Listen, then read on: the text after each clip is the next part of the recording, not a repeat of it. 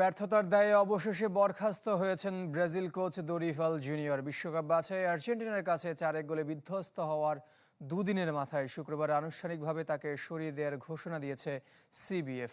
সিলেসাওদের পরবর্তী কোচ হিসেবে শোনা যাচ্ছে রিয়ালের কোচ আনচেলোত্তি ও স্বদেশী জর্জ হেসুসের নাম।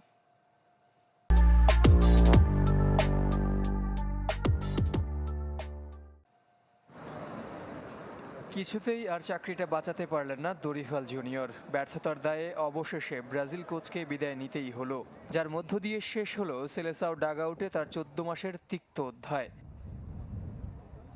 গেল কোপা আমেরিকায় বাজে পারফরমেন্স আর বিশ্বকাপ বাছাইয়ে একের পর এক হারে এমনিতেই ছিলেন কোণঠাসা। দরিফালের ব্যর্থতার কফিনে শেষ পেরেকটি ঠুকেছে আর্জেন্টিনা।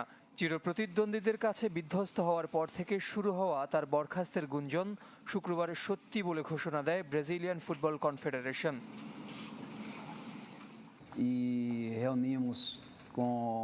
দরিফাল জুনিয়র অধ্যায় এখানেই শেষ। ব্রাজিল দলে তার অবদানের জন্য আমরা কৃতজ্ঞ, আর এখন থেকেই আমরা নতুন কোচের সন্ধানে। খুব দ্রুতই জানিয়ে দেব কে হচ্ছেন আমাদের পরবর্তী কোচ।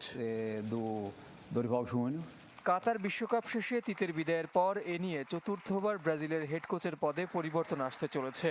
দুই অন্তর্বর্তী কোচ আর স্থায়ীভাবে নিয়োগ পাওয়া দরিফালও চেনা রূপে ফেরাতে ব্যর্থ 5 বারের বিশ্ব চ্যাম্পিয়নদের। নতুন কোচ হিসেবে শোনা যাচ্ছে সেই কার্লো আনচেলোত্তির নাম, যিনি আগে থেকেই সিবিএফ এর পছন্দের তালিকার শীর্ষে।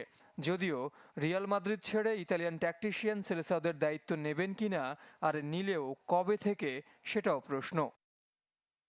নেইমার, ভিনিসিয়াস, রদ্রিগোদের পরবর্তী বস হিসেবে গুঞ্জন আছে জর্জ হেসুসকে নিয়েও। ব্রাজিলিয়ান গণমাধ্যমের মতে দরিফালের উত্তরসূরি হওয়ার দৌড়ে আনচেলোত্তির চেয়েও এগিয়ে আল হিলাল কোচ। গেল বিশ্বকাপের পর খেলা 23 ম্যাচে মাত্র 9টিতে জিতেছে ব্রাজিল, হেরেছে 6টিতে, যার 5টি এবারের বিশ্বকাপ বাছাইয়ে। 14 ম্যাচে 21 পয়েন্ট নিয়ে লাতিন অঞ্চলের টেবিলের চারে সেলেসাওরা। জহির সাগর, চ্যানেল 24।